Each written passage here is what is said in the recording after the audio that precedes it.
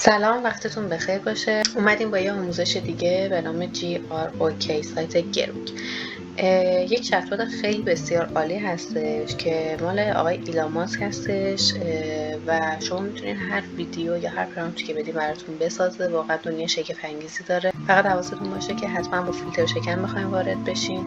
شما به محض اینکه این کلمه رو یعنی تایپ میکنین GROK تایپ میکنین وارد همچین صفحه میشین. خب من از قبل چون لاگین کردم حواستون باشه بچه حتما با جیمیل لاگین کنین. وارد همچین صفحه که شدین اینجا یه قسمت دیپ سرچ میبینید. هر جا دیپ تینگ یا دیپ سرچ دیدین به این معنی که جواب عمیق‌تر میده بهتون. حواستون باشه برای کارهای حالا دیگه که دارین میتونین برای این سرچ عمیق‌تر این گزینه رو تیک بزنید. ما اینجا وارد کرییت ایمیج میشیم. اینجا میگه برای ایمیج تایپ کن. اینجا جایی هستش که من پرانت مخصوصا میدم. حتما حواستون باشه برای استفاده از سایت گروک باید پرانت به زبان انگلیسی باشه. شما میتونید به راحتی توی گوگل ترنسلیتتون مثلا مردی در حال عبور از یک راهرو حتما نوشتم که سوار یک از ماشین بنز مشکی میشود. ویدیوها معمولی و چهره شخصیت تغییر نمیکنن. چون من میخوام بشه یک کاراکتر. البته من از قبل چون اینو کپی کردم اینجا فقط جایگذاری یا پیست میکنم. من اینجا میخوام بهش یک عکس بدم. هم میتونین این کارو بکنین هم نکنین. حالا من از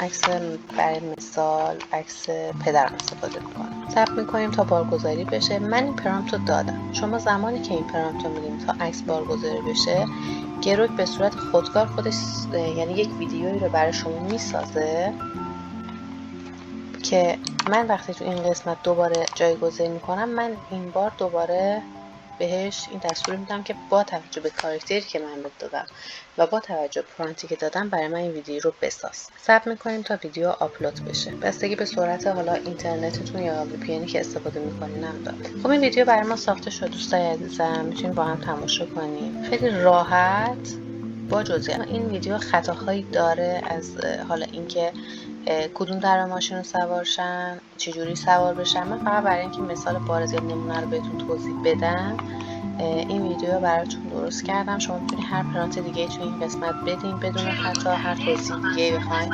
بتونین بهش بدین. امیدوارم لذت برده باشین. فقط یادتون باشه که اینجا میتونید دانلود کنین و فایلتون استفاده کنین.